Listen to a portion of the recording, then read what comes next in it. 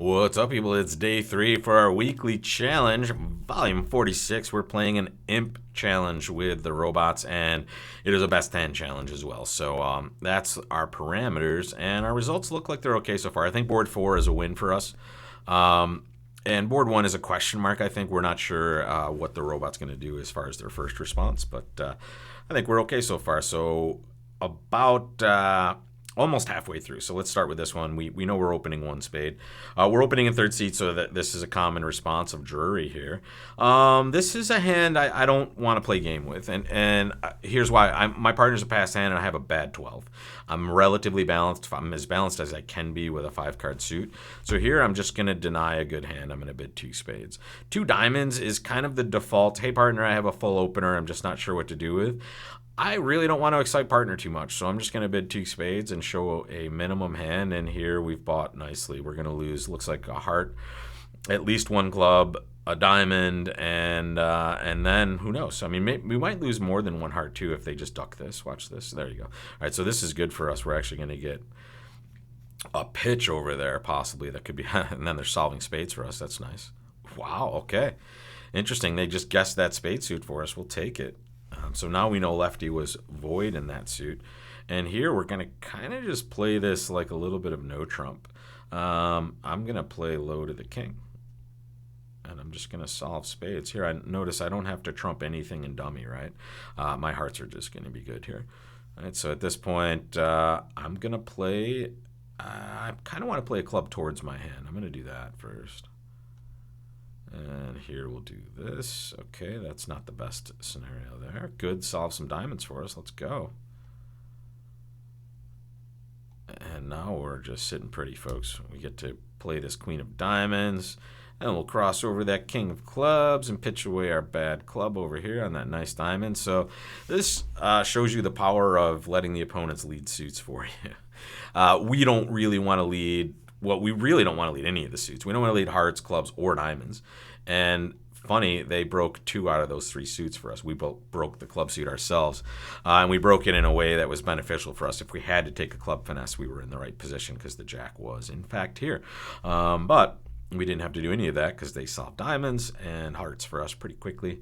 And we'll go plus 170. I don't want you to think that this is going to end any differently. Even if we bid 2 diamonds to kind of say, and let me draw a line here. 2 diamonds is, hey, I can't bid game yet, almost always, right? So here, in fact, that's the only thing it should be. It's just, hey, I have a full opening hand.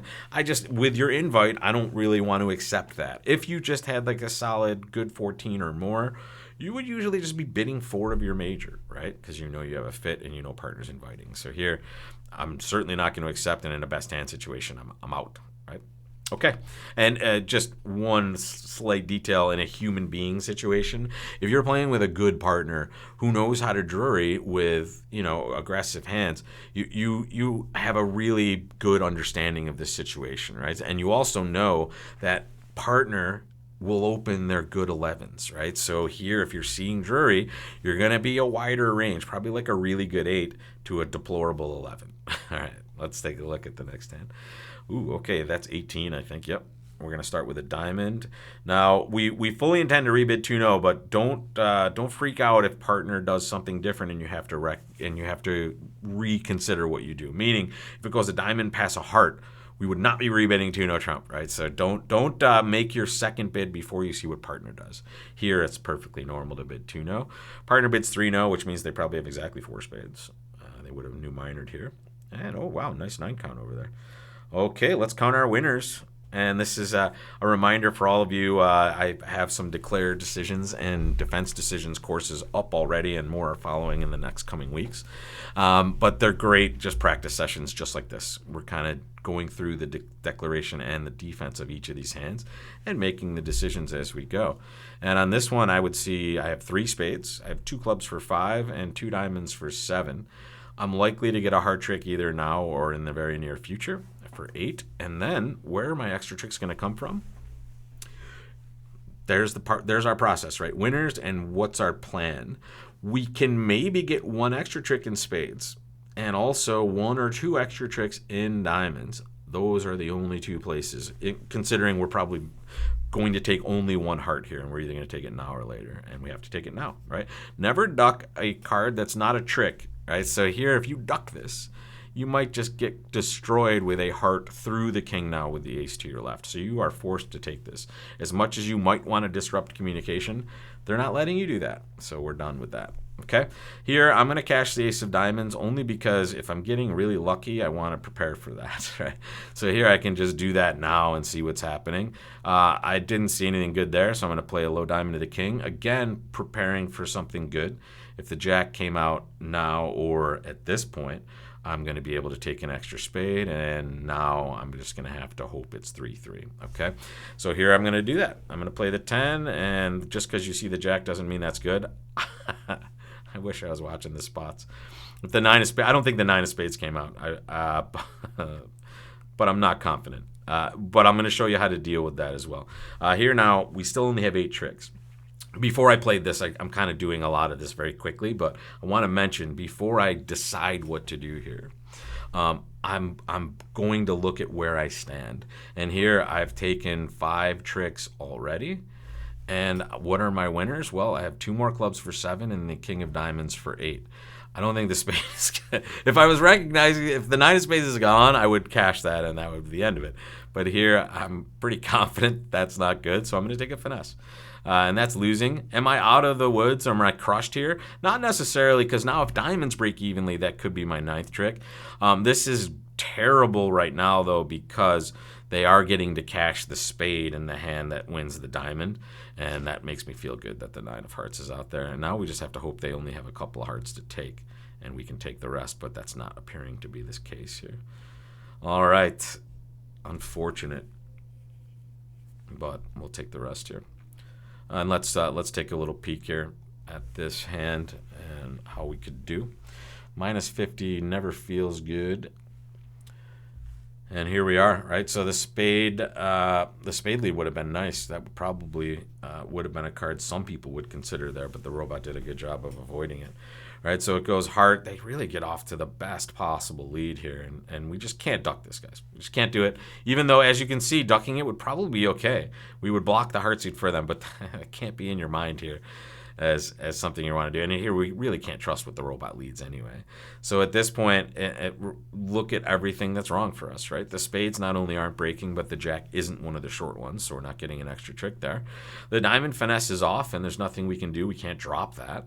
And the club position has no extra tricks in it either. And the really unlucky part of the initial part of this one is as well, when we lose the diamond, the long spade hand is on lead as well, so they get to cash an extra trick for that quick down one.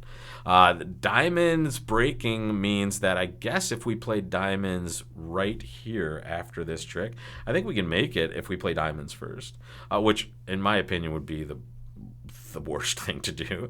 But let's see what the robot thinks. So after we win this heart, let's look.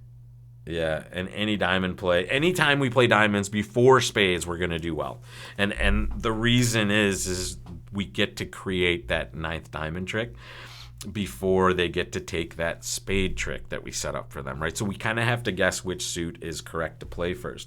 If we reverse the situation, if now spades are 3-3 and we crack diamonds open first and we lose that extra diamond, we've done the same thing. So we've just gotten unlucky for the suit we've chosen to break first. And honestly, I would choose to break spades first always anyway, right? I want to test that. And when it doesn't work, we fall back on a diamond finesse. And there we get to maintain control in that situation. All right. So I didn't mean to click on that there. We will look at where wow, this is where we're starting tomorrow. And again, I don't have a great read on this other than board 6, at least if the opponents find some way to make it, it's only a non-vulnerable swing. And I still think we're pretty ahead for board 4, but I guess we'll find out when we get to Friday. So join me for this session tomorrow, guys. And also don't forget to join me at bridgelesson.com, where you can find all the lessons you need to learn and advance in the game and get those decisions in. The biggest way to improve your game of bridge is just to make decisions and see the results of those decisions as quickly as you can and learn from those, right? So it's kind of taking the bridge game and simplifying it down to its core level, which is experience, right? We have to see a ton of hands and make a ton of bad decisions before we master each of these spots. And don't worry, folks, once you master one, there's more stuff to build on. So this game continues to give and maybe torture. I don't know. But I will see you back here tomorrow for some more robot torture. We have 2 sessions left until we see the scores. And, it looks like this isn't that exciting of an event, but maybe this board will kick things off on board 7. So I'll see you back here for that, folks. Take care.